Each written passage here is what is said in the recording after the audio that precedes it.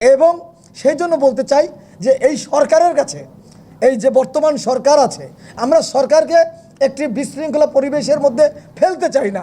যেহেতু সময়ের প্রয়োজন, আমরা আসলে আমাদের কোনো আন্দোলন, কোনো সংগ্রাম এই সরকার যাতে অস্থিতিশীল পরিস্থিতিতে পড়ুক, এটা আমরা চাই না। তবে আমাদের ন্যায্য অধিকার যেটা সরকারের নিয়ন্ত্রণে আছে, সরকারের হাতে আছে, সেই ব্যাপারে আমরা বলতে চাই। যেহেতু এই সিরাজগঞ্জের কিন্তু দুইটা স্টেশন এখনও বন্ধ আছে। আপনারা জানেন সদানন্দপুরও স্টেশনটিও বন্ধ রয়েছে, এবং আমাদের যে বাজার স্টেশন, আমরা যে ট্রেনের হুইসেল আগে শুনতাম, সেই হুইসেল কিন্তু বেশ কিছুদিন যাবত আমরা শুনতে পারি না।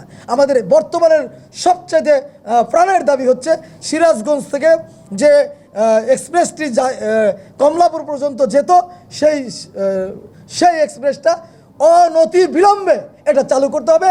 এটা বর্তমান তত্ত্বাবধায়ক সরকারের কাছে আমার প্রধান দাবি।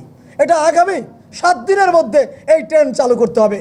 যদি 7 দিনের মধ্যে এই ট্রেনটি চালু না হয়, সিরাজগঞ্জের সকল মানুষকে সঙ্গে নিয়ে আমরা যাতে পশ্চিম অঞ্চলে কোনো ট্রেন যেতে না পারে, আমরা সেই ব্যবস্থা করে দেব।